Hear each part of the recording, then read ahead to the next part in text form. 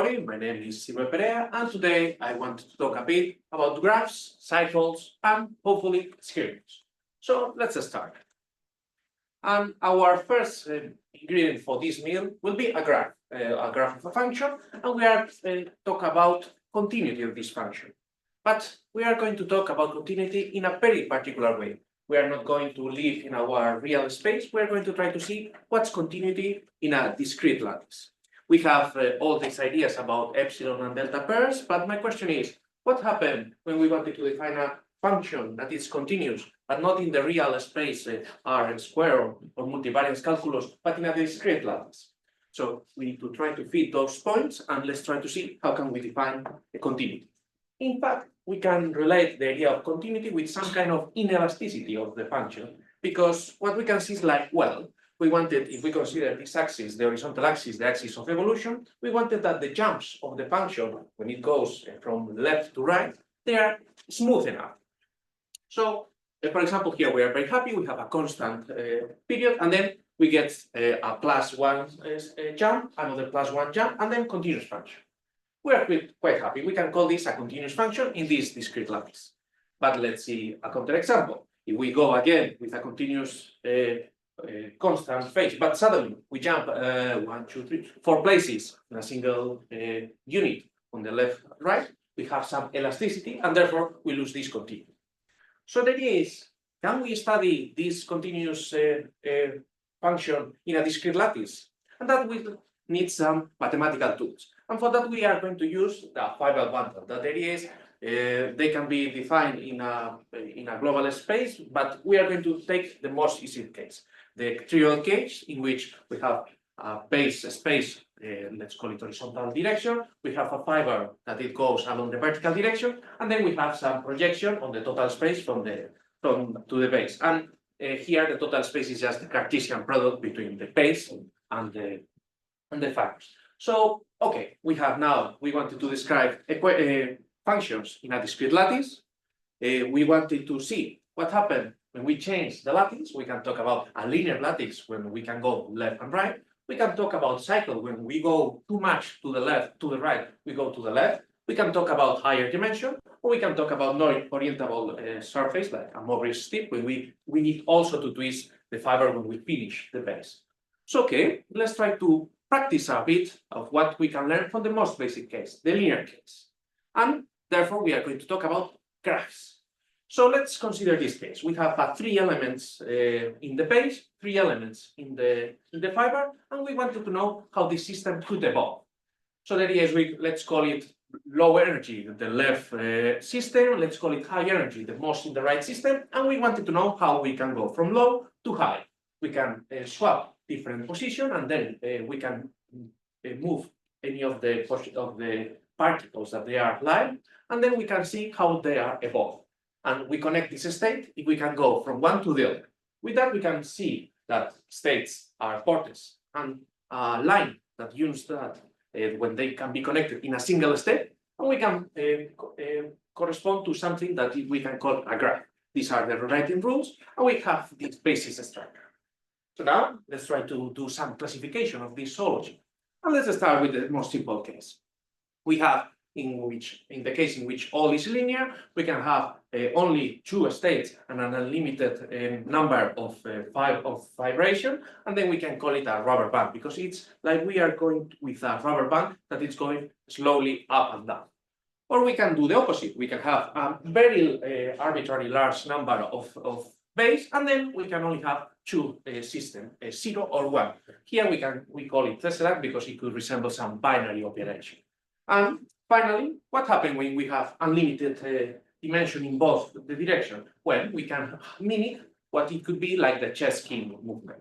And this is related to several always sequences of numbers, but we found several other ones. For example, when we were talking about which is the connectivity of these graphs, because maybe the states are known. For example, for the chess king, it's well known how many possibilities a king has to move, but the connection of this thing was not so much known.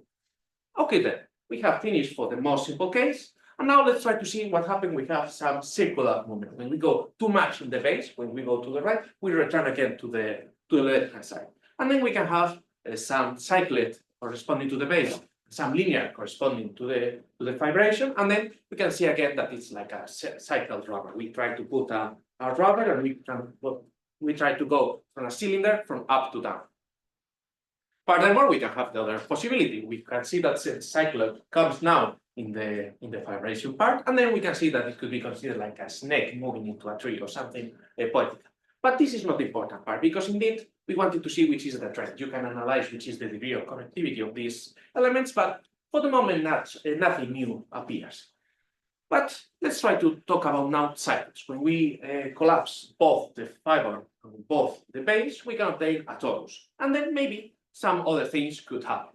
And then let's try to see. So now we have that when we go too much to the right, it becomes again left, and when we go too much on the top, we go to the bottom. And for the most simple case, well, we can obtain some configuration, and then we can try to see if they are connected or not. But problems arise when we are starting to create a bigger structure. For example, when we go 4 by 4 in the size of the base and the fiber, we discover that some states are forbidden in the sense of they can be only reached once, but we cannot move from them. We can call it that they are frozen or some other name. And it is when we are in this state, we cannot smoothly transform to another state. This could be some kind of topological protection or some frozen state to these elements. And let's see what happens when we go far beyond to the size of the torus. Okay, when we have a higher number of the fiber, we started to see that, well, these isolated points that before they were isolated, now they are starting to form each own equivalent class. And well, if we see these two other connected components of this graph, we can see that basically, if you see the middle and the right-hand side, you see that, well, they are like opposite between each other. So we can associate to each other a representative for some topological charge to each of the things. So in this notion, we would have that the left-hand side correspond to no cycles at all. The middle one would correspond to a cycle in the, let's call it, positive direction, let's say anti-clockwise, and the other one would be just the opposite one. The opposite or the chiral one, indeed, because we are talking about some idea that will arise later, but with this we can break the symmetry of our system, and we can start to see some chirality in the sense of we can have mirror images that they are not we cannot superimpose one on each other. As later I will talk about chemistry or biology, one example of these chiral things are some particles that they are exactly symmetrical images by a mirror, and they are, for example, the essence of lemon and the essence of orange. They are the same particle, the same molecule, but they are chiral image or they are mirror images. Okay, so let's try to see, well, then the components create bigger, and then we can start to have several loops, and we can create a whole family of topology. Okay. Now let's try to see some more interesting things about skyrmions. And for that, we need to jump a bit from mathematics, and now we are going to talk a bit about some physics. And well, let's start to see. And this is one of the key concepts here. In physics, we don't like discontinuities. Maybe it's easy to draw when we are in the computer, but physical system cannot host a discontinuity in a shorter time, shorter space. So this discontinuity will need to have some transition phase or some kind of amortiguation of this continuity. And let's try to see how this transition could be understood in different systems. So when we have a system, we host a problem that we call some discontinuity, some singularity, and then we try to see how the system evolved to try to wrap this problem and became continuous. And a classic example is easy model, in which we have spin ups or spin downs, and most likely the most basic model, that is the December model, try to see that, well, we wanted that the things are aligned pretty well, and let's try to avoid that they are always in nasty position. So this, when we have a material, we see that this system evolved by himself, and we have what it's called domain. We have one side that it has all the spin going up, we have other region that it has all the spins going down, and the transition is not instantaneous. We don't have from going up to down in just a single step. Here, our discretization will be the size of the atoms. Okay, so from nanomagnetism, we have this domain walk that is basically how the system evolved from going to one state to the other. So the block state is just going to some loop like this. So there is an invariant plane that corresponds to the direction, and then the needle wall will be doing the transition like this. And therefore, we have some invariant plan in this other direction. We have two directions. Normally in our world, it's a three-dimensional world. Let's try to see what happened with this extra direction that we haven't mentioned. And what is the connection with the previous information? Well, this thing that we have an invariant plane and that we have all the advance in one other direction could be associated with a very boring or constant fiber bundle state, or a completely saturated state that tries to go from one state to the minus to the plus, or we can call it also a potential variance. But okay, let's try to go further. So now we have something that it goes from some region to another region. But can we host a single point, a point defect? Well, that it's a Gardner idea that, okay, we have this very nice domain wall, and when we try to do some loop around the problem, instead of having two regions of same weight, we have a point defect, because if you see in the figure from the left, in the center, you have something that is a +1 or up, or whatever you want it to call, and around it, very far away, it's all the spins are pointing down. So how the system evolved to wrap this problem that appears in the center, it's what we call Skyrmions. You can consider that there's a winding number, many of the things that we have seen in the previous talks, but the important thing is that, well, it was like when we were in the garden and we tried to draw a circle.